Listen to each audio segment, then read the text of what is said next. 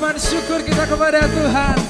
Mari bersuka cita, mari bersorak-sorai bagi Dia.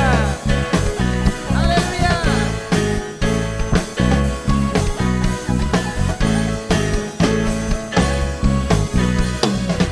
Telah ku temukan kasih yang sejati tiada pernah berubah, hanya di dalam-Mu, Yesus Tuhanku. Kasih yang telah Kau beri melebihi segala yang terbaik dalamku, tak berkesudahan, kekal selamanya.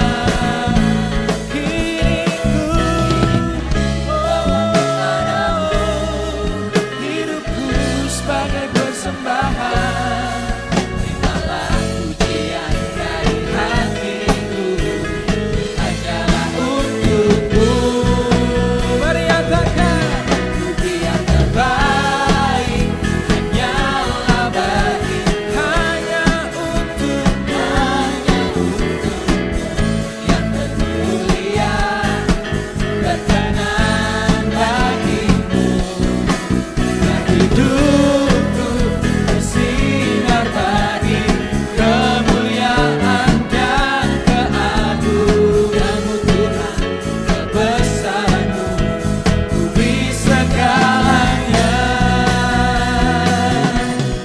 Beri yang terbaik, Haleluya. Kami berikan yang terbaik.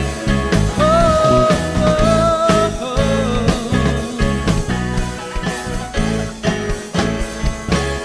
Kasih-Mu, kasih yang telah Kau beri melebihi segala yang terbaik dalamku, tak berkesudahan, kekal selamanya.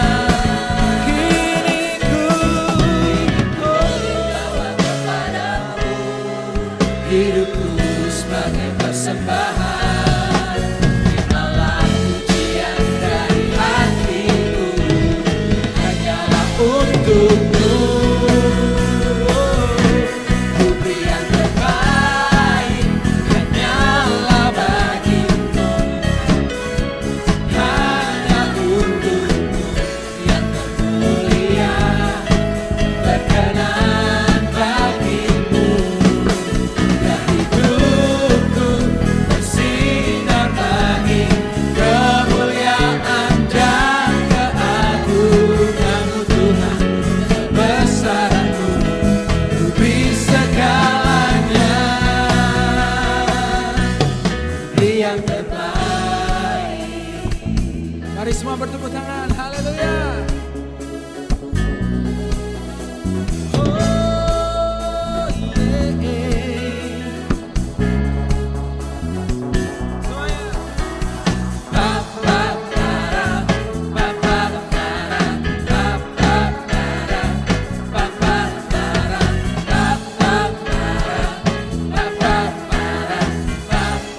Semuanya. Beri yang terbaik hanyalah bagimu, Hanya untukmu. yang Oh, termulia Kau termulia. bagimu. Amin. Biar hidupku bersinar bagi kemuliaan dan keagungan-Mu Tuhan, kebesaran-Mu, beri segalanya.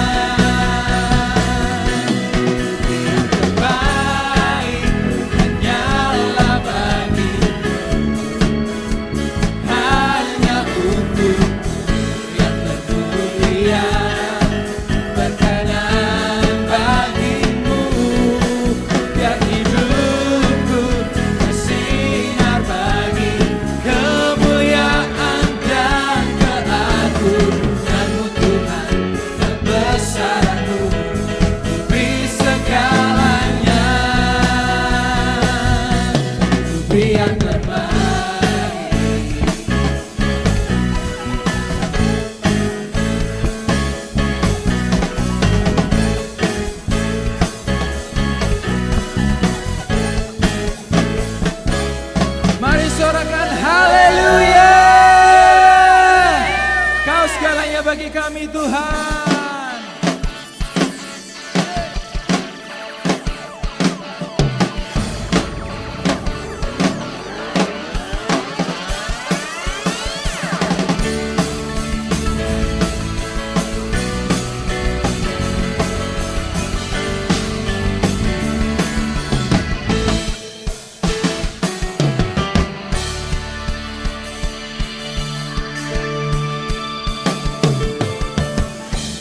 Ku naikkan syukur buat segala perbuatanmu, kasih-Mu di dalam hidupku.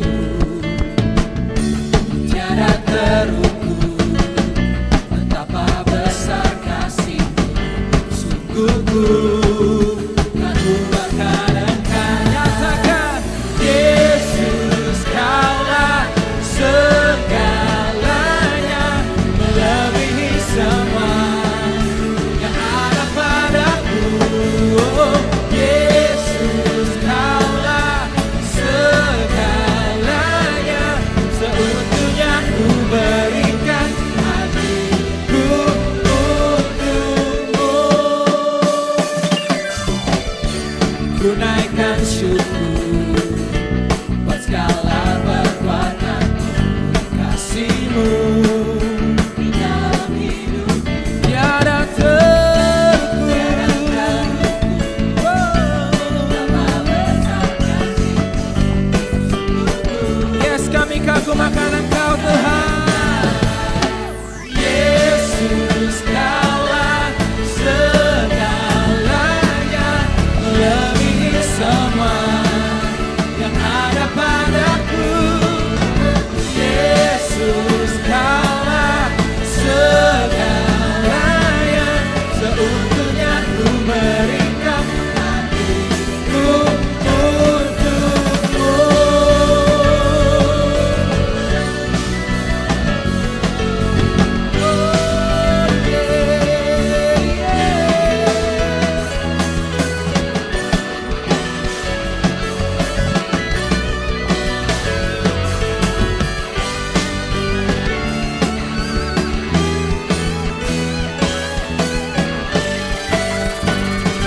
Sama. Yesus, Kaulah segalanya, melebihi semua yang ada padaku. Oh, Yesus, Kaulah segalanya, seutuhnya ku berikan hatiku untukmu. Yesus, Kaulah segalanya, melebihi semua yang ada padaku. Oh, Yesus, Kaulah segalanya, seutuhnya ku berikan hatiku untuk, seutuhnya ku berikan hatiku untukmu. Ku berikan hatiku untukmu.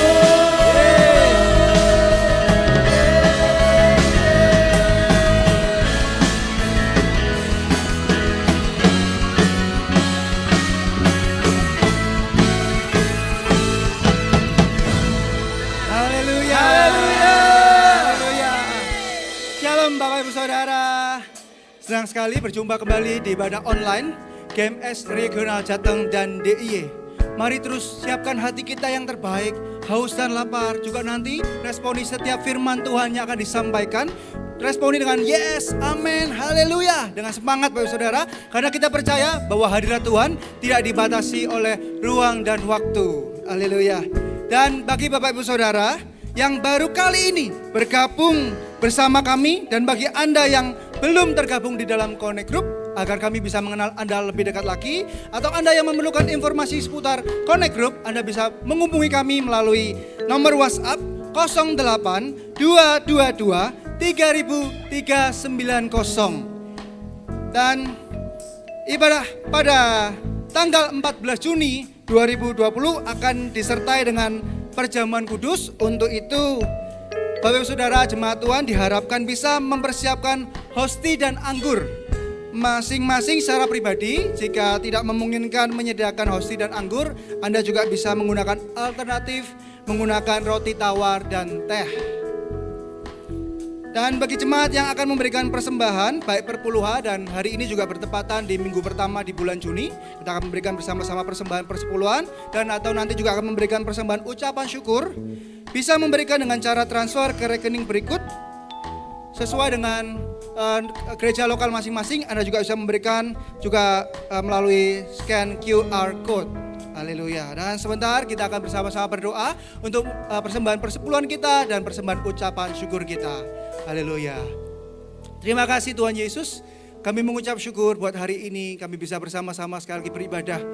Kami percaya hadirat-Mu tak dibatasi ruang dan waktu Tuhan. Kami mengalami Engkau, kami rindu diurapi Tuhan, kami rindu dikenyangkan Tuhan sepanjang ibadah hari ini Tuhan. Dan sebentar kami juga akan memberikan persembahan persepuluhan kami akan memberikan persembahan ucapan syukur kami. Ini yang terbaik, ini bagi kemuliaan-Mu Tuhan. Di dalam nama Yesus, haleluya, amin. Selamat memberi. Jangan lupa klik tombol subscribe di YouTube untuk mengetahui update informasi seputar ibadah online, serta aktifkan lonceng pemberitahuan. Dan juga follow akun Instagram Gereja Lokal GMS Regional Jateng dan DIY untuk update informasi terbaru tentang ibadah, connect group, dan lain-lain.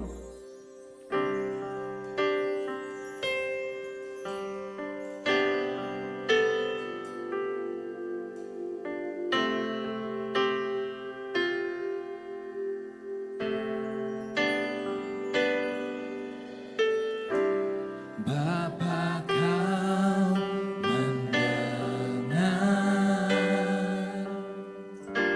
seruan hatiku, tak pernah Kau lepaskan dari kasih-Mu.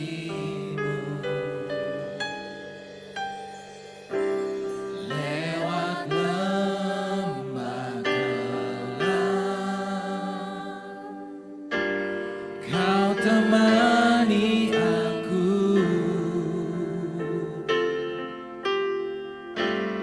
Roh-Mu bekerja selalu untuk kebaikanku.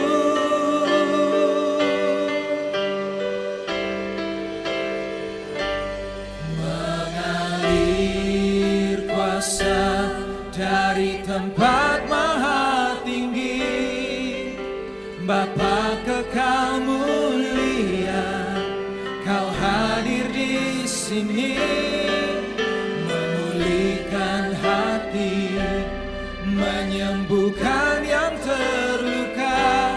Ku kan tenang bersama-Mu, Bapa.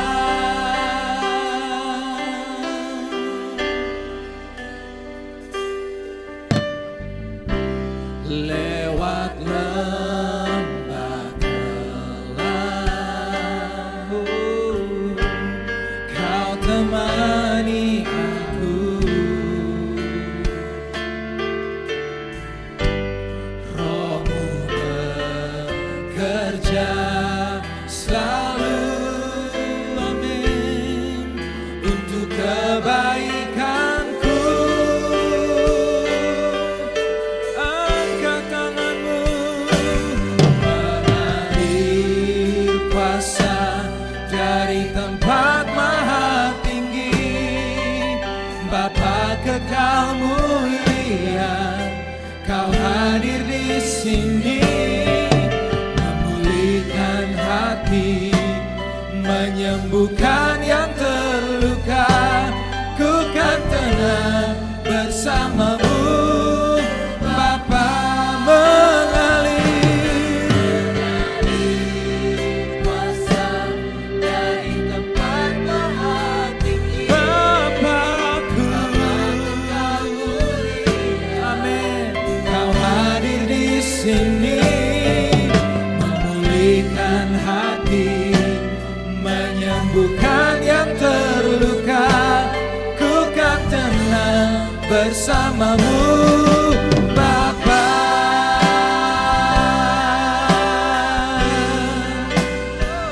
Sembah Dia,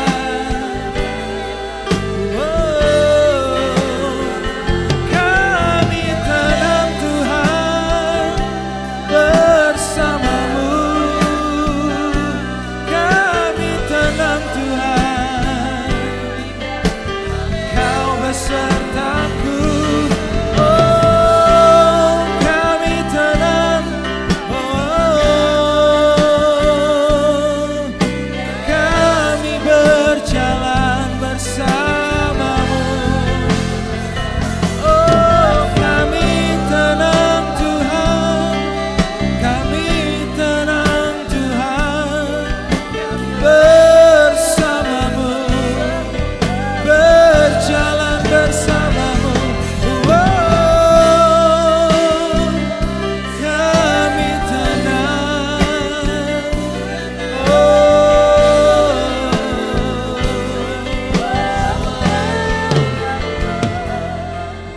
Mengalir kuasa dari tempat maha tinggi, Bapa kekal mulia, Kau hadir di sini, memulihkan hati, menyembuhkan yang terluka.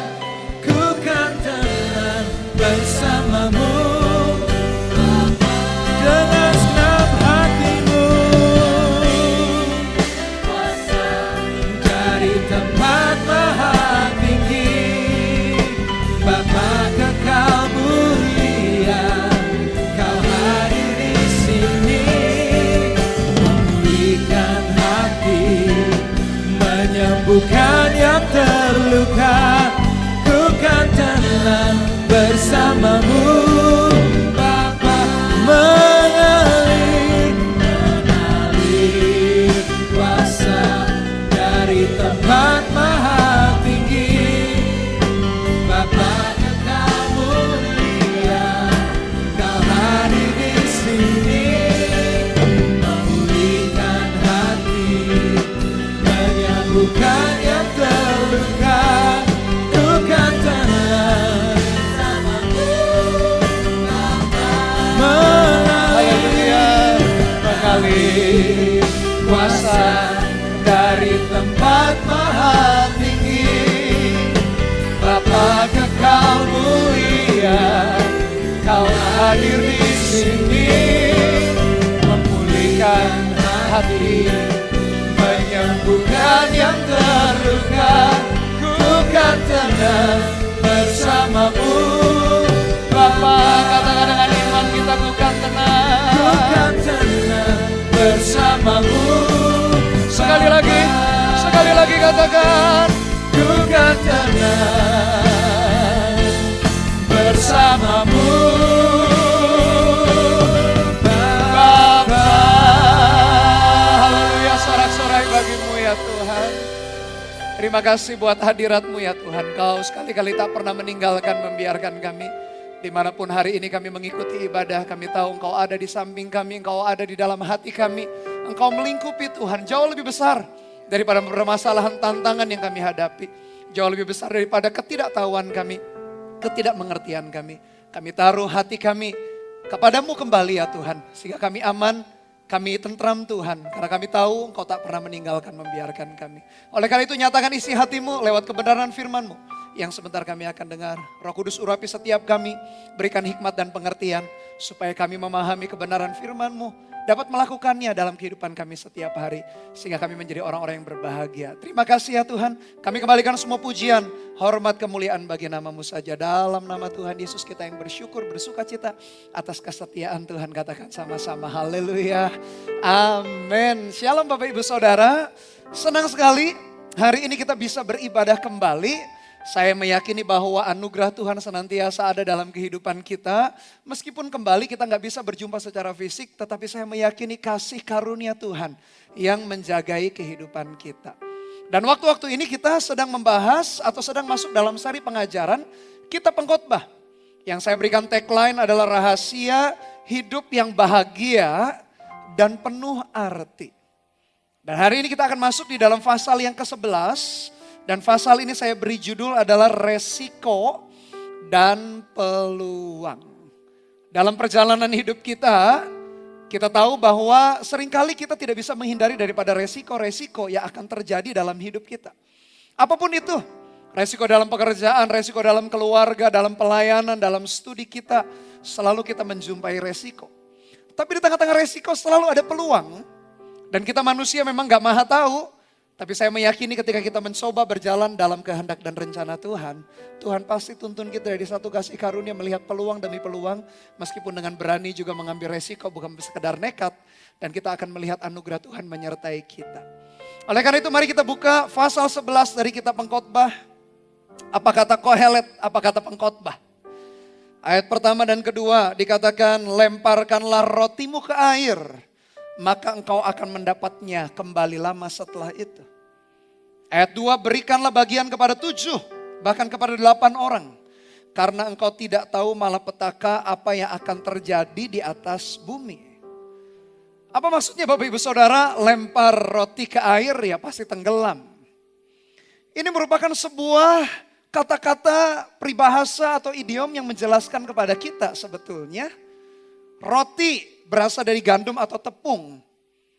Pengkhotbah sedang berbicara mengenai sebetulnya ekspor atau mengirimkan barang lewat laut.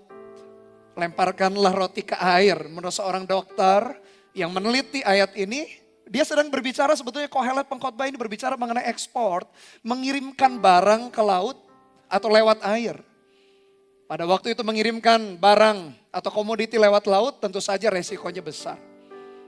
Entah itu perampok atau perompak ada di laut, atau yang kedua, mungkin membutuhkan waktu lama atau tiba-tiba ada bencana di tengah laut, tidak tahu yang terjadi. Tapi Kohelet berbicara kalau kita berani untuk mengekspor sesuatu, mungkin tidak lama setelah itu akan mendapat hasil atau bagian. Lalu ayat yang kedua sebetulnya juga mirip dengan ayat yang pertama, dia berbicara mengenai investasi.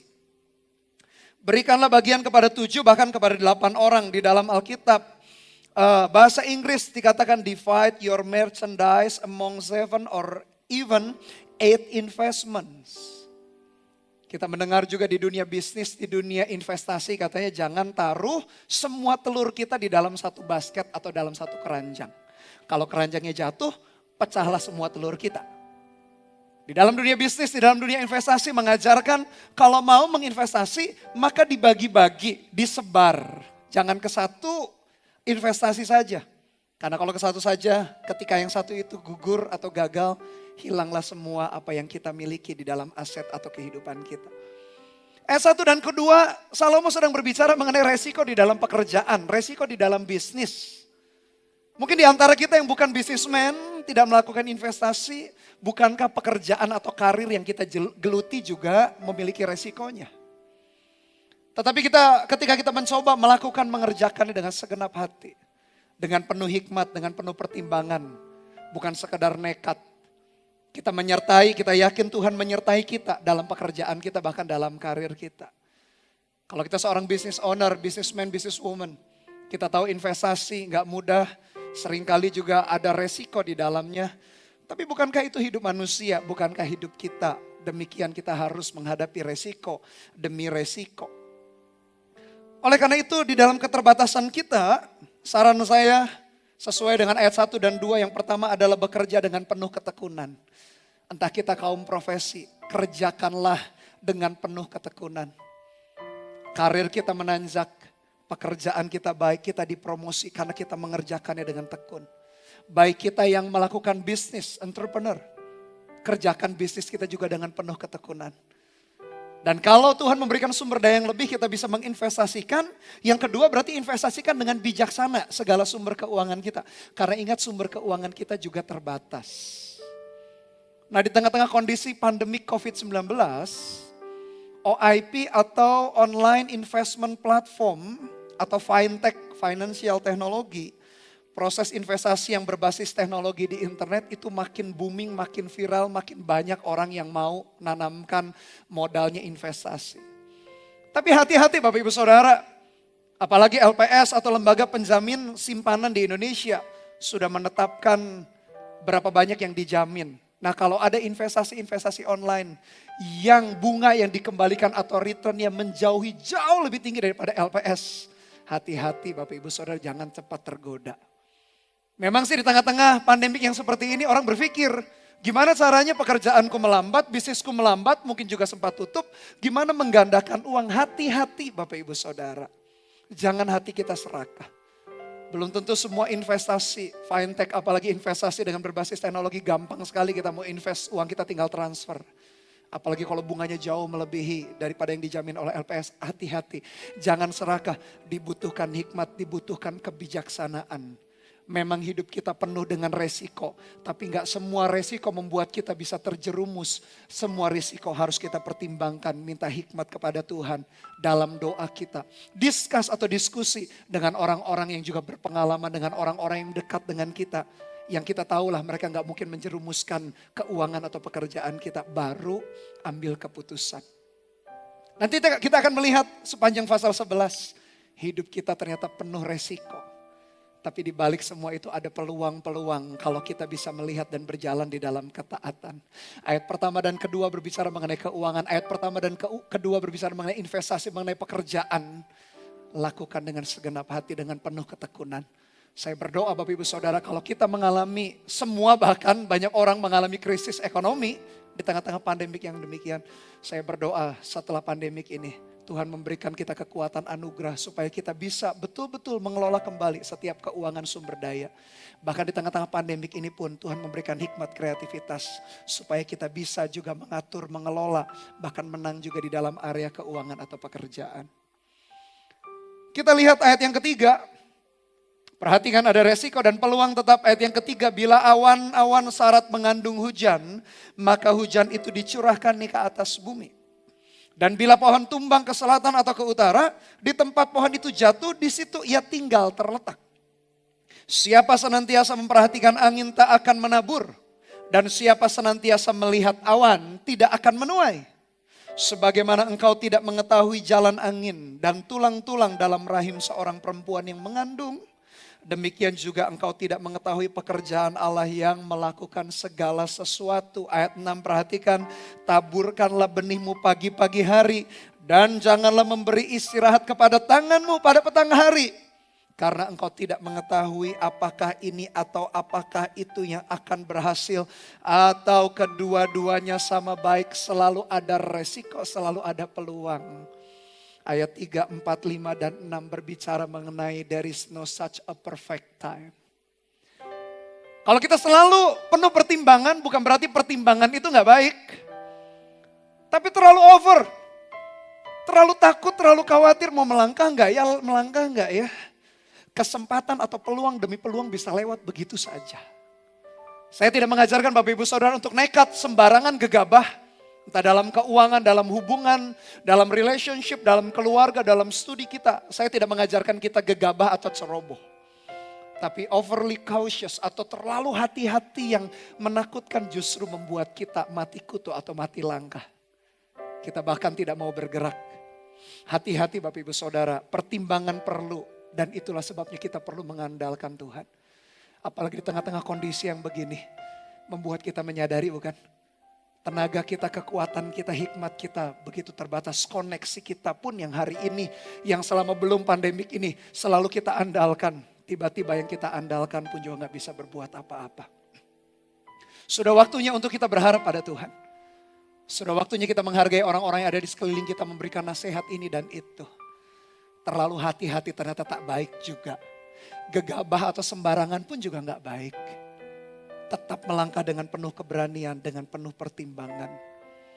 Kohelet atau pengkhotbah itu dalam ayat yang keempat dia berbicara, siapa senantiasa memperhatikan angin tidak akan menabur, siapa senantiasa melihat awan tidak akan menuai. Seorang petani mengerti, kalau dia tidak pernah menanam benih itu, tak mungkin dia bisa menuai sesuatu. Kalau kita mau makan durian, kebetulan mungkin Bapak Ibu Saudara suka durian, kapan waktu terbaik untuk menanamnya adalah tahun lalu. Kalau kita mau makan jagung atau padi, kapan waktu terbaik menanam benih itu? 4 atau 6 bulan yang lalu. Seorang petani tahu betul. Tak menabur, tak akan menuai. Tak menanam, tak akan mendapatkan hasilnya. Demikian juga di dalam perjalanan hidup kita. Berapa banyak kita yang terus maju mundur tidak mau melangkah. Mungkin kita berpikir, aku mau mencoba bisnis yang baru, pekerjaan yang baru. Aku masuk dalam relationship, dulu mungkin sempat trauma, dikecewakan seseorang atau putus di dalam berpacaran misalkan. Kita gagal di dalam hubungan, lalu kita trauma. Trauma masa lalu, masa kecil mungkin. Kita terus tak maju mundur, gak berani melangkah membangun relationship yang baru. Ragu-ragu menikah, ragu-ragu melayani, ragu-ragu mau jadi pemimpin, ragu-ragu mau ambil bagian di dalam pelayanan dalam gereja. Kita selalu melihat kapan ya waktu yang terbaik, kapan ya waktu yang sempurna. Dan dengarkan baik-baik Bapak Ibu Saudara, gak ada waktu yang sempurna. Yang ada adalah ketika kita membawa kepada Tuhan. Dalam hubungan, dalam keuangan, dalam pekerjaan, dalam pelayanan kita berkata, Tuhan, saya mau melakukan kehendak-Mu, saya mau menyelesaikan rencana-Mu, kasih hikmat. Kita bisa tanya pendapat orang-orang di sekeliling kita, sahabat, keluarga, suami, istri, pasangan kita. Tanya pemimpin rohani kita. Setelah kita dapat cukup banyak nasihat pertimbangan, tetap ini yang kita harus lakukan, yaitu tetap melangkah. Seorang petani mengerti. Kalau dia mau menabur, jangan, anginnya terlalu kencang. Kemudian kalau dia mau menanam, jangan, nanti musim hujan. Selalu berpikir demikian. Tak akan pernah menuai sepanjang hidupnya. Saya jadi teringat perumpamaan mengenai seorang penabur kerajaan sorga pun. Bapak Ibu Saudara kalau masih ingat perumpamaan itu ada seorang penabur benih katanya. Tanpa disadari benih itu jatuh di pinggir jalan. Lalu dimakan benih itu oleh burung sehingga gak sempat bertumbuh. Sebagian jatuh di tanah berbatu-batu. Tumbuh sih, tapi karena banyak batunya akarnya tipis. Akarnya tidak bisa berakar dengan baik, tanahnya tipis. Lalu segera layu dan mati. Ada yang jatuh di tanah yang penuh semak duri. Semak duri bertumbuh, pohon itu pun bertumbuh. Akhirnya pohon itu dihimpit, gak bisa tumbuh dengan maksimal. Tapi ada yang jatuh di tanah subur. Saya berpikir di awal betapa cerobohnya penabur itu. Saya berpikir kenapa sih penabur itu kan bisa pilih tanah subur aja. Kenapa jatuh di pinggir jalan, kenapa jatuh di tanah berbatu, kenapa jatuh di semak duri. Tahu gak Bapak Ibu Saudara, kesempatan untuk orang mendengar berita Injil atau kasih karunia sehingga orang itu diselamatkan bagi semua orang. Kesempatan peluang itu terbuka bagi semua orang. Hanya dibutuhkan respon kita saja. Kerajaan sorga kita saja mengajarkan, kerajaan sorga penuh dengan resiko, orang menolak, tidak menerima berita Injil. Padahal berita Injil itu bukan sekedar bisnis seperti kita yang bersifat sementara. Berita Injil mempengaruhi kekekalan dalam hidup kita. Itu pun seolah-olah tanda petik, bukan berarti Tuhan ceroboh yang gimana.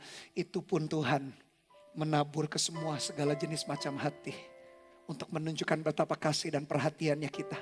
Kerajaan sorga pun mengerti, penuh dengan resiko.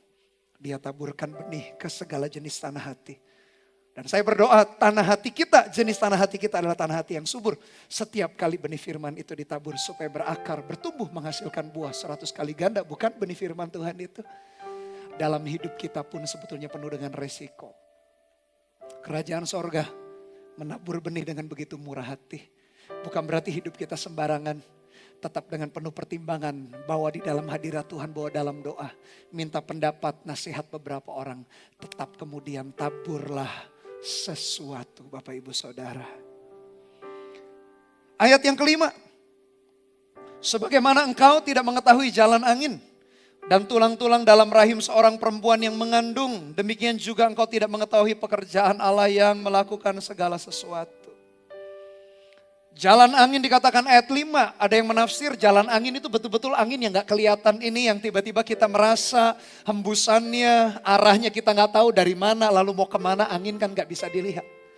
Ada tafsiran berbicara angin itu ya angin-angin udara yang kita gak bisa lihat atau udara yang kita hirup. Tapi yang kedua karena berhubungan dengan seorang wanita mengandung, angin ini juga berbicara mengenai kapan sih roh manusia itu masuk di dalam janin atau bakal bayinya seorang perempuan. Dokter atau ilmu medis hanya menyebutkan sel sperma dengan sel telur. Selama belum terjadi pembuahan, yaitu masih sel belum terjadi kehidupan. Lalu setelah pembuahan terjadi berhasil, barulah terjadi kehidupan.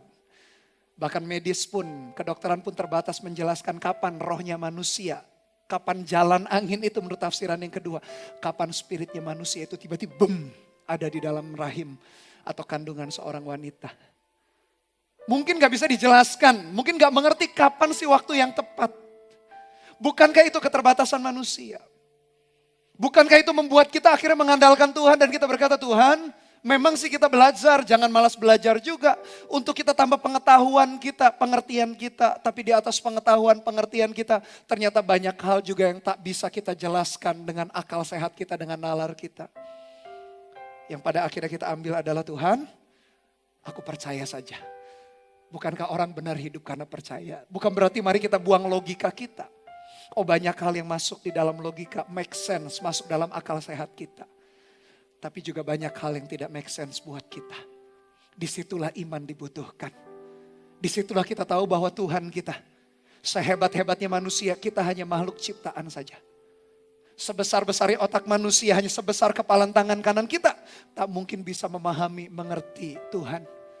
Justru disitulah kita rendah hati, kita berkata, Tuhan, ternyata pencapaianku, harta yang kukumpulkan, gelar degree yang aku capai, pengalaman yang begitu hebat.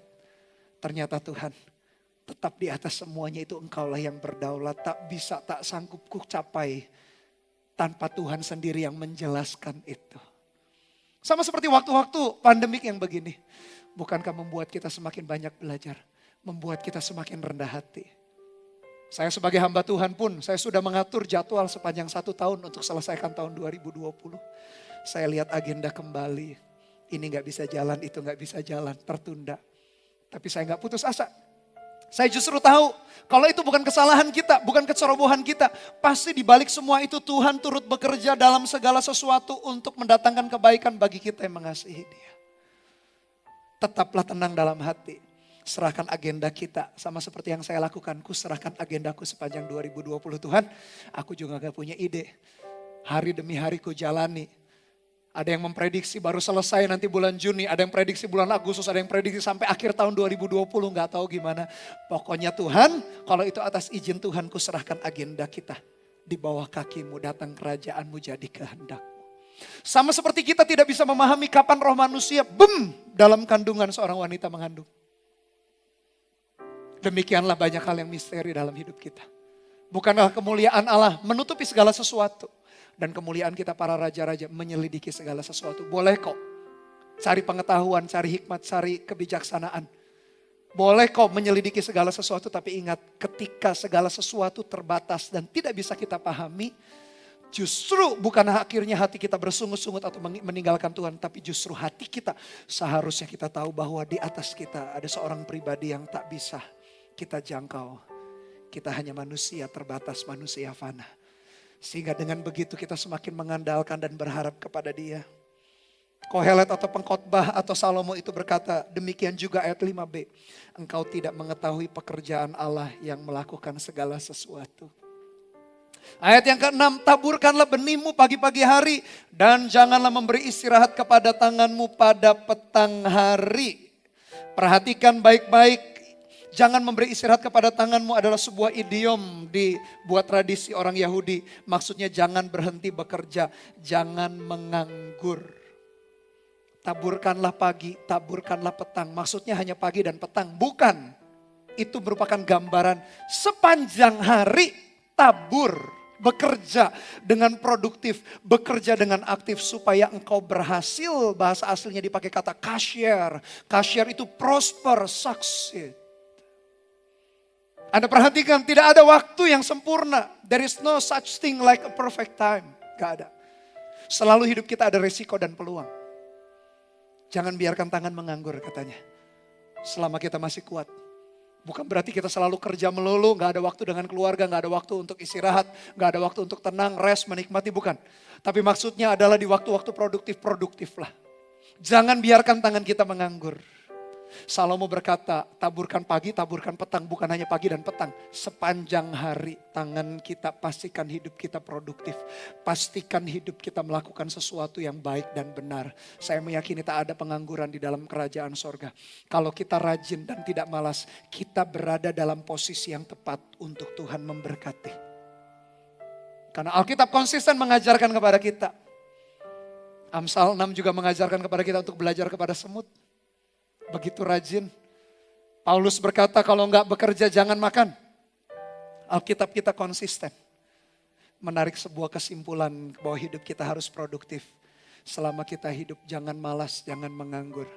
Yesus sendiri berkata, selama hari masih siang, Bapakku bekerja, aku pun bekerja. Dia menunjukkan bagaimana sepanjang hidupnya di atas muka bumi. Tak pernah dia menganggur, dia selalu bekerja dengan produktif. Menghabiskan, menyelesaikan pelayanannya dalam 3,5 tahun. Yesus menunjukkan bagaimana keterbatasan waktu dia selesaikan kehendak Bapaknya. Bukankah hidup kita juga terbatas, Bapak Ibu Saudara? Buang kemalasan, tak ada kemalasan dalam kerajaan sorga. Alkitab kita konsisten mengajar. Termasuk kalau hari-hari ini kita banyak diam di rumah, bukan berarti ini liburan. Kalau betul-betul dikasih istilah bekerja dari rumah, betul-betul kita berpikir produktiflah. Jangan sampai setelah lewat pandemik kita kaget ketika orang bisa bergerak melanjutkan segala sesuatu. Kita malah karena terlalu banyak nganggur. Otak kita tidak terbiasa berpikir, kita harus pemanasan dulu. Tubuh kita karena kita biasa bekerja, banyak di rumah, game nonton, makan game. Akhirnya tubuh kita juga menjadi lemah. Bahkan beberapa penyakit muncul juga karena gaya hidup yang tidak sehat. Saya berdoa Bapak Ibu Saudara, entah kapan pandemik selesai, tapi begitu selesai, kita bisa terus bergerak, berjalan, bahkan berlari, bahkan terbang bersama dengan Tuhan menyelesaikan segala sesuatu. Salomo Kohelet mengingatkan, taburkan benih di pagi, taburkan benih di petang, maksudnya sepanjang hari. Engkau mencoba usaha ini gagal, jangan putus asa maksudnya. Coba pendekatan ini ketika bangun hubungan relationship gagal, jangan putus asa. Terus kerjakan. Sama seperti saya juga, sebagai seorang hamba Tuhan.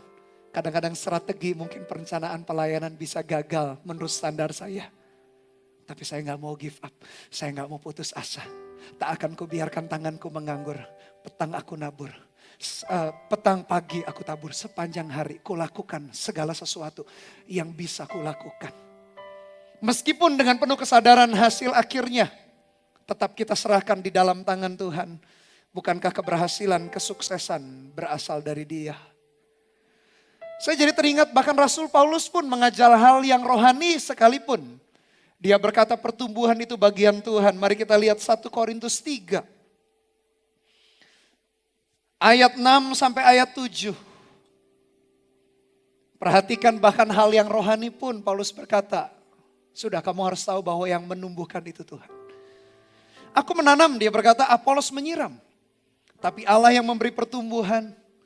Karena itu yang penting bukanlah yang menanam atau yang menyiram, melainkan Allah yang memberi pertumbuhan. Perhatikan di dalam hal rohani pun. Paulus mengerti prinsip ini, tugas kita menanam dan menyiram.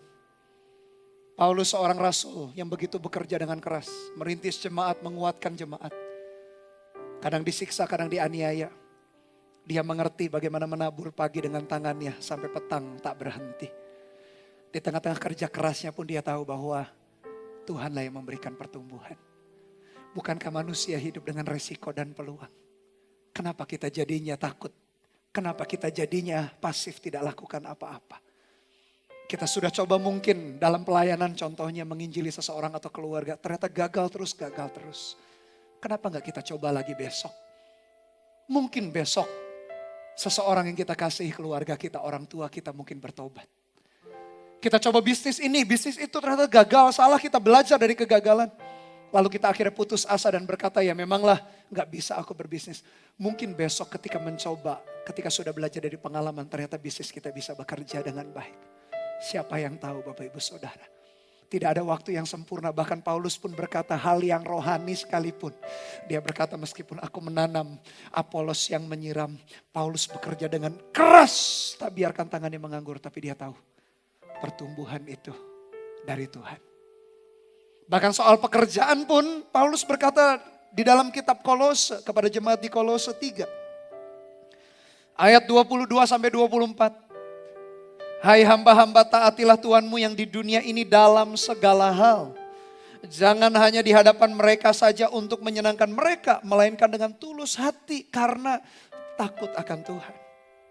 Apapun juga yang kamu perbuat, perbuatlah dengan segenap hatimu seperti untuk Tuhan dan bukan untuk manusia. Perhatikan ayat 24. Kamu tahu bahwa dari Tuhanlah kamu akan menerima bagian yang ditentukan bagimu sebagai upah. Kristus adalah Tuhan dan kamu adalah hambanya. Bahkan soal pekerjaan pun Paulus berkata, kerjakan dengan sekuat tenaga. Memang benar, kalau hari ini kita kerja ikut orang, niti karir, memang bos atasan kita yang menggaji kita. Tapi di balik semua itu, sebetulnya Tuhanlah yang memberikan upah. Selalu ada resiko, ada peluang. Kita udah usahakan bekerja keras, masih tetap gagal. Kita meniti karir, tidak terjadi promosi-promosi. Seolah-olah atasan bos kita tutup mata dengan kita. Kita sudah berbisnis dengan baik, bijaksana, bisnis kita gak berkembang. Jangan biarkan tangan kita berhenti. Kerjakan dengan sekuat tenaga. Paulus mengerti hal rohani pun pertumbuhan dari Tuhan. Kitab Kolose dia kirim kepada jemaat Kolose mengingatkan bahkan seorang pekerja sekalipun, seseorang yang bekerja di marketplace, ketahuilah upah atau hasil itu datangnya tetap dari Tuhan. Bagian kita tekun saja Bapak Ibu Saudara. Selama kita hidup di atas muka bumi, kerjakan dengan sebaik mungkin. Entah dalam pelayanan, entah dalam keluarga, dalam pernikahan, dalam studi, dalam bisnis, dalam karir kita. Lakukan yang terbaik. Tidak ada waktu yang sempurna. Yang ada adalah keberanian lakukan sesuatu dan tidak putus asa. Jangan terlalu baper. Lakukan segala sesuatu. Kita belajar dari pengalaman kegagalan masa lalu. Dan terus berjalan. Orang berkata move on terus. Hidup kita harus kita selesaikan. Di dalam rencana dan kehendak Dia. Ayat 7, Pengkhotbah 11. Terang itu menyenangkan. Dan melihat matahari itu baik bagi mata. Apalagi waktu-waktu ini banyak orang berjemur Bapak Ibu Saudara. Karena konon katanya berjemur membuat kita bisa mengalahkan virus itu COVID-19. Jadi banyak jemuran di mana-mana. Maksudnya orang berjemur di mana-mana. Ayat 8, oleh sebab itu jikalau orang panjang umurnya biarlah ia bersuka cita di dalamnya. Tetapi hendaklah ia ingat akan hari-hari yang gelap. Karena banyak jumlahnya. Segala sesuatu yang datang adalah kesia-siaan. Ayat 7, terang itu menyenangkan, melihat matahari itu baik bagi mata. Apa maksudnya melihat matahari betulan? Bukan. Terang itu berbicara mengenai figuratif daripada kehidupan. Ayat 7 dan 8, terang itu adalah simbol daripada kehidupan. Sebaliknya kegelapan itu simbol di konteks ini, di ayat ini. Simbol daripada kematian. Dan menyenangkan di dalam bahasa aslinya dipakai kata matok. Matok bahasa Ibrani berarti manis menyenangkan seperti makan madu yang menyegarkan. Dan matahari itu, melihat matahari itu baik bagi mata maksudnya adalah dia mau berbicara figuratif cuma gambaran kayak peribahasa aja. Dia berkata kehidupan itu seharusnya bisa dinikmati dan menyenangkan. Seperti terang itu menyenangkan seperti makan madu. Seperti melihat matahari. Maksudnya kehidupan itu memang ada kesusahan, memang ada kesulitan. Saya mengerti Bapak Ibu Saudara sebagai hamba Tuhan ada perjuangan kita gak mudah. Tapi sebetulnya kalau kita bisa melihat dari sudut pandang Tuhan. Kita bisa melihat bahwa hidup kita itu bisa kita nikmati dalam setiap fasenya. Meskipun ada waktu-waktu yang sulit. Meskipun ada waktu-waktu yang sukar. Waktu-waktu kita banyak di rumah misalkan seperti sekarang ini kita bisa belajar. Bagaimana menghargai orang-orang yang dekat dengan kita, pasangan kita, anak kita. Kita bisa kenal mereka, lebih banyak waktu lagi dengan mereka. Sebetulnya kalau kita lihat dari sisi bagaimana Tuhan izinkan ini dan itu. Kita perhatikan ternyata terang atau kehidupan itu adalah sesuatu yang bisa dinikmati, sesuatu yang menyenangkan. Tapi ayat 8 sebagai imbangannya, oleh sebab itu jikalau orang panjang umurnya biarlah ia bersuka cita di dalamnya tetapi hendaklah ia ingat akan hari-hari yang gelap. Maksudnya kita bisa hidup menikmati, tapi ingat hidup kita gak akan selama-lamanya. Hidup manusia ada batasnya. Meskipun kita tidak tahu kapan batasnya berakhir. Sepanjang hidup kita nikmatilah waktu-waktu. Mau kita ada di lembah kehidupan, berjuang keuangan, berjuang pekerjaan. Door to door menawarkan produk jasa kita. Atau hari ini kita sudah di puncak bisnis kita. Punya banyak pegawai, semua sistem kita berjalan dengan baik. Mau di bawah, mau di atas, mau di tengah-tengah perjalanan naik gunung itu. Dalam kehidupan pernikahan kita mau sepiring berdua, mau berpiring-piring kita kalau bisa habiskan suami istri. Karena kita merasa sudah lebih baik jauh perekonomian kita. Mau apapun kondisinya, mau pelayanan kita jalan dengan baik atau masih terseret-seret mungkin kita lakukan, kita membangunnya. Tahu nggak Bapak Ibu Saudara, setiap fase itu, setiap perjalanan hidup itu menjadi sesuatu yang bisa menyenangkan untuk kita hadapi, untuk kita lewati. Bahkan Paulus di tengah-tengah waktu-waktu terakhirnya, surat Filipi ditulis ketika Paulus dalam penjara, menunggu saat-saat eksekusi mati. Dan menurut tradisi, dia mati dipenggal kepalanya oleh pemerintahan di Roma. Tapi tahu nggak Bapak Ibu Saudara, kitab Filipi itu kitab yang salah satu paling banyak Paulus berkata bersuka cita. Ini orang aneh kalau begitu, nggak make sense. Gimana caranya di penjara, tunggu saat-saat kematiannya malah ngomong banyak bersuka cita. Ini orang aneh, orang gila mungkin. Tapi Anda melihat Paulus dalam perjalanan hidupnya mengerti bahwa sukacita menikmati hidup tidak selalu dari apa kata standar dunia. Seolah-olah dalam terpenjara, dalam keterbatasan waktu, keterbatasan ruang malah dia tetap bisa bersuka cita. Justru dia di penjara katanya, berita Injil itu bisa sampai kepada kekaisaran atau kerajaan Romawi. Selalu dia bisa melihat sesuatu yang baik di tengah-tengah keterpenjaraannya dia. Bisakah Bapak Ibu Saudara, kita melihat sesuatu yang baik yang kita bisa menikmati dalam hidup kita. Entah sebelum pandemik atau di dalam pandemik atau setelah pandemik ini. Atau di dalam pandemik ini saja, seolah-olah kita terpenjara di rumah. Tapi bisa gak kita melihat sesuatu di balik itu? Seperti Paulus di penjara betulan. Tapi dia bisa melihat justru berita Injil. Dia bisa ketemu dengan pembesar-pembesar kekaisaran Romawi. Berita Injil masuk ke dalam kekaisaran kerajaan Romawi. Coba dia gak di penjara, gak bisa. Berita Injil masuk dalam kerajaan Romawi. Paulus justru melihat dalam segala sesuatu di tengah-tengah kesempitan dia. Dia selalu melihat anugerah dan kebaikan Tuhan. Terang atau hidup itu baik, menyenangkan, nikmati. Tapi ingat, satu saat kegelapan itu akan datang. Khusus konteks ini berbicara mengenai kehidupan dan kematian. Bahkan di saat yang sulit pun. Entah kita lembah, entah kita sudah di puncak. Atau di tengah-tengah lembah dan puncak itu maksudnya masih menapaki perjalanan kita menaiki gunung itu. Nikmati di balik semua itu. Kita tahu bahwa Tuhan itu gak pernah meninggalkan, membiarkan kita. Meskipun ketika kita berjuang memang kita gak bisa langsung ketawa gembira. Atau di dalam perkara duka tiba-tiba kita ketawa, aneh juga. Tapi ketika kita menjalaninya dalam hati kecil kita. Roh Kudus mengingatkan dalam hati kita bahwa aku gak pernah meninggalkanmu. Bukankah itu yang Tuhan mau bicarakan juga dalam hati kita? Hai jemaat Tuhan, Tuhan gak pernah meninggalkan dirimu. Apapun kondisinya, hidup itu bisa menyenangkan, bisa dinikmati. Meskipun waktu-waktu berjuang yang tak mudah. Ayat-ayat berikutnya, Salomo berkata demikian, ayat yang ke-9.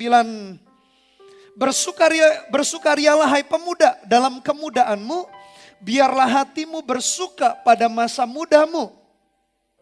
Dan turutilah keinginan hatimu dan pandangan matamu, tetapi jangan langsung ambil kesimpulan. Tetapi ketahuilah bahwa karena segala hal ini Allah akan membawa engkau ke pengadilan. Bersukarialah hai pemuda dalam kemudaanmu. Kemudaan berbicara adalah waktu-waktu. Betul usia secara fisik masih muda, masih anak-anak. Atau kemudaan itu berbicara kita masih bisa aktivitas lakukan dengan normal. Kita masih bisa bekerja, masih bisa lakukan fungsi, kita masih bisa makan ini dan itu. Nikmati kata Salomo. Tapi ingat, ada kata tetapi itu yang gak enak. Tetapi perhatikan baik-baik. Jangan sembarangan mempergunakan kebebasan kita. Ada hal-hal kebebasan yang bukan dosa, ada kebebasan yang kebablasan atau keterusan melanggar batas yang merupakan dosa. Nah yang dosa ini jangan. Karena kita tidak akan bisa menyelesaikan kehendak dan rencana Tuhan sepanjang hidup kita yang singkat dan sementara. Ada kebebasan yang bukan dosa. Di area itu kita masih bisa menikmati. Ada kebebasan yang sudah melanggar kebablasan, jangan diteruskan, hancurlah hidup kita. Oleh karena itu nikmati. Nanti kalau kita sampai kepada pasal 12 kita akan mengerti. Pasal 12 berbicara bagaimana kondisi tua. Kondisi fisik seseorang tua, lanjut usia.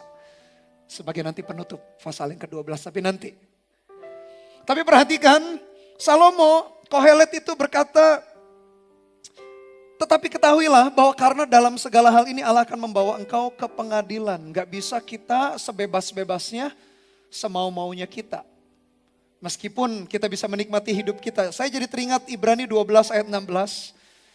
Saya tunjukkan bagaimana keputusan yang salah menghancurkan masa depan. Ibrani 12 ayat 16 sampai 17. Ibrani 12 ayat 16 sampai 17, janganlah ada orang yang menjadi cabul atau yang mempunyai nafsu yang rendah seperti Esau, yang menjual hak kesulungannya untuk sepiring makanan. Sebab kamu tahu bahwa kemudian ketika ia hendak menerima berkat itu ia ditolak. Sebab ia tidak beroleh kesempatan untuk memperbaiki kesalahannya, sekalipun ia mencarinya dengan mencucurkan air mata. Nikmati hidup boleh nggak? Oh boleh. Tadi ayat 78 Pak Salomo lagi ngomong terang dan gelap kan, nikmati hidup. Tapi ada batas kalau melanggar batasnya. Kita sengaja membebaskan, kita pakai misalnya apa? Kita sembarangan gak jaga fisik, kita pakai narkoba. Kita minum minuman keras, pola makan gak diatur. Kita berkata akan bebas, hancurlah fisik kita. Narkoba merusak sel-sel otak kita. Satu saat ketika kita bertobat, kita gak bisa sefit atau seprima daripada orang-orang yang gak pernah kena narkoba. Atau secara jiwa, secara hubungan mungkin kita asal. Mungkin yang single, gak apa-apalah, dunia juga free sex, ya ikut free sex aja. Ketika engkau bertobat, menyesal, ternyata mungkin kena penyakit menular dan lain sebagainya. Ada hal-hal kebebasan, kalau itu dilanggar menjadi kejatuhan, kehancuran yang membuat kita tidak bisa menikmati berikutnya. Tapi ada kebebasan tertentu yang masih di dalam batas tidak dosa. Di area ini bisa menikmati. Esau, kalau kita baca Kejadian 25, ceritanya demikian, pada suatu kali Yakub sedang memasak sesuatu. Lalu datanglah Esau dengan lelah dari padang. Lalu ayat 30 kata Esau kepada Yakub, berikanlah kiranya aku menghirup sedikit dari yang merah-merah itu karena aku lelah. Itulah sebabnya namanya disebutkan Edom. Tapi kata Yakub, jualah dahulu kepadaku hak kesulunganmu. Sahut Esau, sebentar lagi aku akan mati. Apakah gunanya bagiku hak kesulungan itu? Kata Yakub, bersumpahlah dahulu kepadaku, maka bersumpahlah ia kepada Yakub dan dijualnyalah hak kesulungannya kepadanya. Lalu Yakub memberikan roti dan masakan kacang merah itu kepada Esau. Ia makan dan minum lalu berdiri dan pergi. Demikianlah Esau memandang ringan hak kesulungan itu. Esau berpikir sebentar lagi aku mati. Kalau kita ikuti perikop firman setelah itu, Esau masih hidup panjang banget umurnya. Hanya karena dia menganggap rendah saja hak kesulungan. Dia menganggap sebentar saja mati, enggak. Masih puluhan tahun dia hidup. Penulis Ibrani menyimpulkan, bahkan mencucurkan air mata pun tak sanggup mengembalikan hak kesulungan yang sudah diberikan kepada Yakub. Yakub pun sebetulnya curang sih. Ya nanti suatu saat kita akan berkhotbah, saya akan berkhotbah soal Yakub. Sebetulnya Yakub pun gak perlu membantu Tuhan tanda petik. Ngapain dia bantu Tuhan? Kalau Tuhan sudah berkata ketika mamanya mengandung dia, dikatakan bahwa anak yang muda akan menjadi tuan dan anak yang tua akan menjadi hamba. Seharusnya Yakub gak perlu bantu Tuhan tanda petik untuk dia dapat hak kesulungan atau dia diangkat Tuhan. Gak perlu. Yakub pun melakukan hal yang jahat. Buktinya nanti dia harus lari jadi seorang pelarian. Tapi perhatikan, Esau karena menganggap rendah hak kesulungan, dia kehilangan. Boleh nikmati hidup, boleh. Esau pengen menikmati semangkuk bubur kacang merah itu dengan roti. Dia tergiur sekali sehabis lapar berburu. Boleh nikmati makanan. Siapa yang bilang salah makan bubur kacang merah? Boleh. Tapi kalau hal-hal itu ternyata melewati batasan dosa. Membuat kita hak kesulungan atau berkat anugerah Tuhan yang Tuhan harusnya berikan kepada kita tercuri atau hilang karena dosa yang kita lakukan. Betapa sia-sianya hidup kita. Salomo berkata, nikmatilah hidup, nikmatilah kemudaan.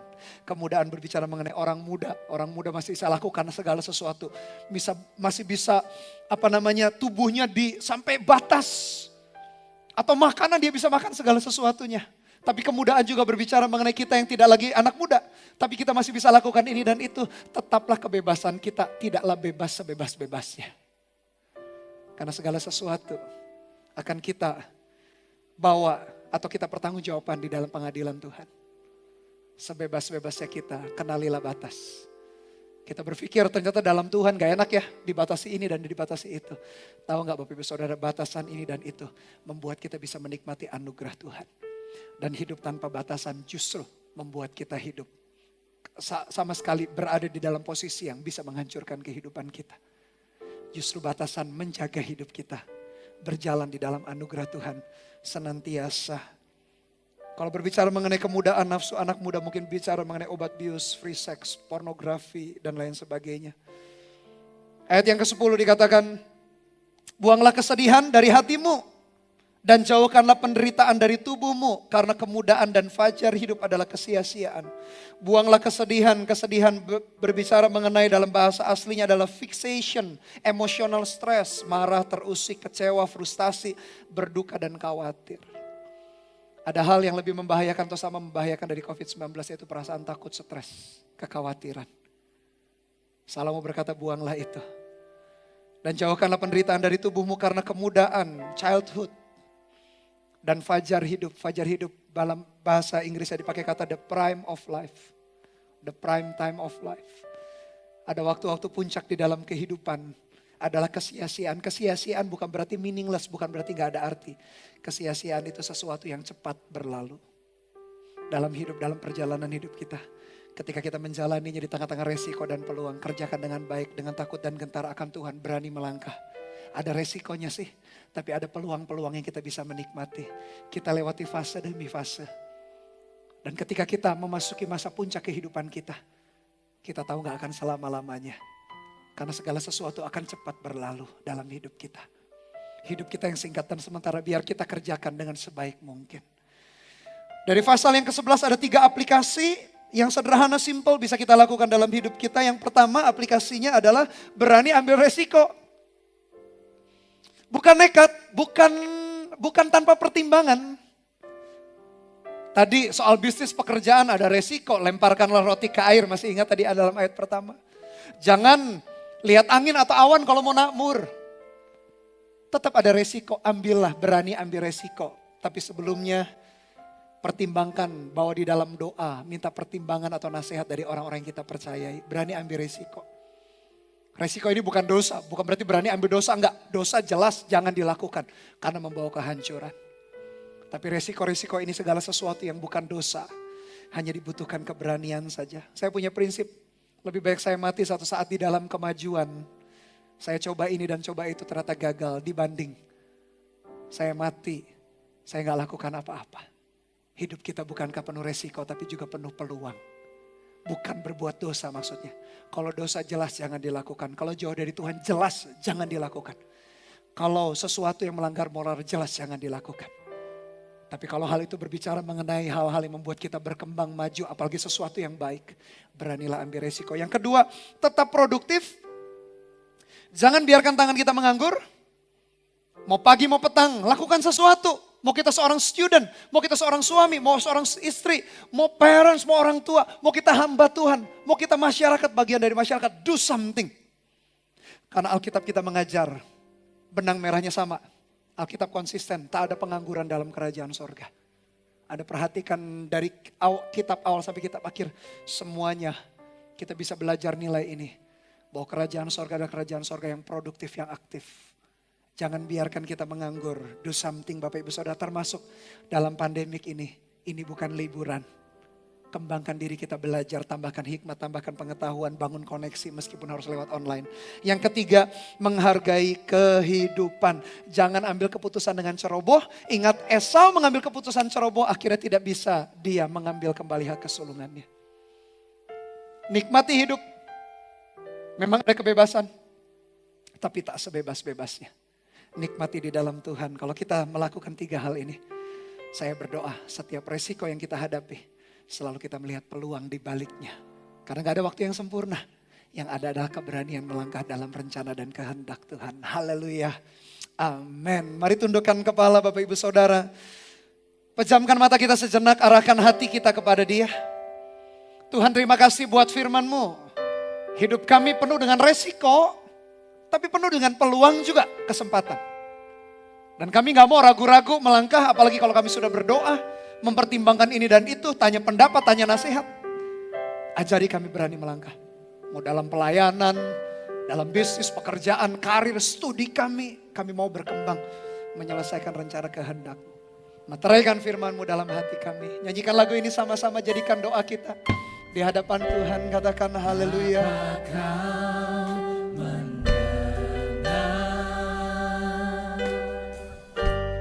Seruan hatiku, tak pernah Kau lepaskan. Haleluya Tuhan, amin, amin. Dari kasih-Mu. Katakan dengan iman kita, katakan lewat lembah kelam. Lewat lembah kelam, Amin, kami percaya Kau temani aku. Terima kasih ya Tuhan, hati kami bersyukur. Terima kasih buat kesetiaan-Mu. Kerja selalu untuk kebaikanku. Sama-sama berkata mengalir, mengalir, mengalir kuasa dari tempat maha tinggi. Bapa kekal mulia, Kau hadir dalam hati kami, dalam jemaat-Mu ya Tuhan, dalam hidup umat-Mu. Pulihkan kami ya Tuhan. Haleluya Yesus, akan tenang bersama-Mu Bapa. Ulangi dari awal. Katakan lewat lembah kelam. Kita meyakini kesetiaan Tuhan tak pernah berkurang. Katakan lewat lembah kelam. Kami meyakini ini ya Tuhan, Kau temani aku. Terima kasih ya Yesus, haleluya. Roh-Mu bekerja selalu, amin, untuk kebaikanku. Dengan segenap hati kita minta sama-sama, mengalirlah kuasa-Mu, mengalir kuasa dari tempat, amin ya Bapa ya Tuhan, haleluya. Hadir di sini, memulihkan hati, menyembuhkan yang terluka. Ku kan tenang bersama-Mu Bapa. Sekali lagi katakan mengalir, mengalir kuasa dari tempat maha tinggi. Bapa kekal mulia, Kau hadir dalam hidup umat-Mu. Jemaat Tuhan tak pernah Kau tinggalkan ya Tuhan. Kami bersyukur, sertai kami perlu Engkau. Kami butuh Tuhan ya Tuhan. Kami perlu Engkau. Mari kita sembah Dia. Oh Tuhan Yesus, Engkau baik, Engkau sangat baik, teramat baik, tak pernah meninggalkan kami Tuhan. Terima kasih. Berilah nama syakaralah, nama takaralah. Yang merasa jauh, yang merasa kesepian Tuhan hibur, yang sakit Tuhan sembuhkan, yang berbeban berat Tuhan beri kelegaan. Karena Engkau menyertai kami Tuhan. Yang tak punya visi, yang tak punya pengharapan, Tuhan memberikan mimpi yang baru, berikan visi yang baru kepada kami ya Tuhan. Pimpin kami umat-Mu Tuhan. Kami perlukan Engkau Yesus. Haleluya. Katakan mengalir, mengalir, mengalir kuasa dari tempat maha tinggi. Bapa kekal mulia, hadir dalam hidup kami. Amin. Haleluya. Ku kan tenang bersama-Mu Bapa. Kami tenangkan hati kami di dalam hadirat-Mu. Ketenangan kami bukan karena kondisi di luar, bukan karena koneksi, bukan karena aset yang kami miliki, bukan karena kepandaian, pengalaman ini dan itu. Ketenangan kami sederhana karena yakin Tuhan gak pernah meninggalkan, membiarkan kami. Oleh karena itu berapa banyak jemaat yang berkata, Tuhan saya mau berani ambil resiko. Bukan nekat, bukan sembarangan, bukan berani lakukan dosa. Bukan, berani ambil resiko berarti berbicara mengenai perjalanan pengalaman yang baru bersama dengan Tuhan. Entah dalam pekerjaan, bisnis, dalam karir kita. Dalam segala sesuatu yang bukan dosa tentu saja. Jangan terlalu banyak pertimbangan yang membuat kita akhirnya mati langkah. Punya keberanian melangkah bersama dengan Tuhan. Mungkin kita ragu, tapi percayalah dia Alfa dan Omega, dia awal dan akhir. Dia bukan seperti kita, dia Tuhan yang maha tahu. Yang kedua, tetaplah produktif. Jangan biarkan tangan kita menganggur. Mau kondisi pandemik sudah berlalu, belum berlalu. Minta hikmat bagaimana kita tetap produktif. Yang ketiga, hargai kehidupan. Jangan berkata, itu kan cuma dosa kecil, cuma kesalahan kecil. Esau melakukan kesalahan yang mungkin kecil. Hanya menukar hak kesulungan dengan semangkok bubur kacang merah. Resikonya seumur hidupnya dipertaruhkan. Kalau kau berkata, Tuhan aku mau lakukan 3 hal itu, taruh tangan kananmu di dadamu. Izinkan saya berdoa, Tuhan kau melihat jemaatmu Tuhan yang menaruh tangannya di dadanya. Sebagai bukti ekspresi doa kami gak mampu tanpa Tuhan. Tuhan lawat, Tuhan jamah setiap umat-Mu. Berikan kekuatan, berikan anugerah-Mu menyertai. Kami tahu dalam hidup kami ada resiko, ada peluang. Oh Tuhan, kami gak serba maha tahu, kami gak tahu ini dan gak tahu itu. Tapi bukan berarti kami sembarangan, bukan berarti kami ngawur dalam hidup kami. Kami tetap membawa di dalam doa, mempertimbangkan ini dan itu. Minta nasihat kepada orang-orang yang tepat. Tapi tetap pada akhirnya kami mau melangkah maju bersama dengan Tuhan. Berikan kekuatan anugerah-Mu kepada umat-Mu ya Tuhan. Dicabut, ditolak setiap kekhawatiran, ketakutan, stres. Digantikan dengan damai sejahtera, kekuatan, anugerah, mimpi yang baru, visi yang baru. Di tengah-tengah kondisi yang melambat ini dan itu, perekonomian, kesehatan, hubungan, semua Tuhan kami berdoa. Tuhan anugerah-Mu menyertai. Sehingga selesai pandemi ini kami tetap melihat anugerah dan kemuliaan Tuhan dalam hidup kami. Meteraikan firman-Mu, meteraikan lawatan Tuhan dalam hidup umat-Mu. Di dalam nama Tuhan Yesus, nyanyikan sekali lagi ref ini. Sebagai doa kita katakan mengalir, mengalir. Kuasa dari tempat maha tinggi. Lawat kami, lawat umat-Mu. Bapa kekal Lawat gereja-Mu. Lawat Tuhan. Segarkan kami. Kami mau fresh dalam anugerah-Mu, dalam hadirat. Amin, amin. Menyembuhkan yang terluka. Haleluya. Sing it one more time. Sekali lagi dengan segenap hati kita. Ada kekuatan, ada kesembuhan, ada penghiburan, ada mimpi yang baru. Mengalir kuasa.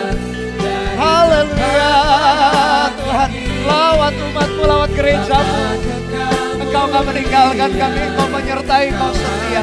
Terima kasih ya Tuhan, terima kasih. Kami bersyukur. Anugerah-Mu menyertai kami. Menyembuhkan yang terluka.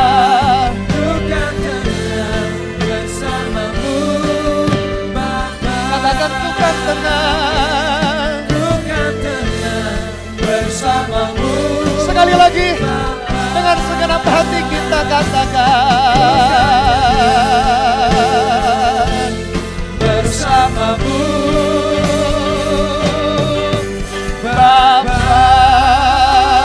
Sorak-sorai kemuliaan hanya bagi nama Tuhan. Meteraikan firman-Mu, terima kasih buat lawatan-Mu. Tuntun kami. Di luar kasih anugerah Tuhan, kami gak mampu berbuat apa-apa. Sembuhkan jemaat-Mu yang sakit. Buang ketakutan, keraguan ya Tuhan. Gantikan dengan sukacita dan damai sejahtera. Sebentar kami siap menerima berkat yang terbaik yang datangnya daripada Tuhan. Dan hamba berdoa, hamba sebagai hamba Tuhan berdoa. Kiranya anugerah-Mu menyertai umat-Mu ya Tuhan. Pegang hidup umat-Mu dengan tangan kanan-Mu yang membawa kemenangan. Sehingga apapun yang kami kerjakan dengan kedua tangan kami dalam ketaatan kami kepada Tuhan. Tuhan buat segala sesuatunya berhasil. Bahwa kami berjalan sangat excited, sangat menyenangkan, sangat menggairahkan berjalan bahkan dalam pengalaman-pengalaman baru. Hati kami gak perlu takut dan khawatir karena Tuhan menyertai hidup kami. Tuhan sertai, biar langit di atas kami jadi langit terbuka, jadi sorga terbuka. Tanah di bawah kami jadi tanah subur, tanah yang diberkati. Dan biar mulai dari hari ini kasih anugerah dari Allah Bapa, kasih setia dari Tuhan Yesus Kristus dalam persekutuan pengurapan Roh-Mu yang kudus menyertai kami. Dari hari ini sampai selama-lamanya di dalam nama Tuhan Yesus yang diberkati Tuhan. Katakan bersama-sama haleluya, amin. God bless you all.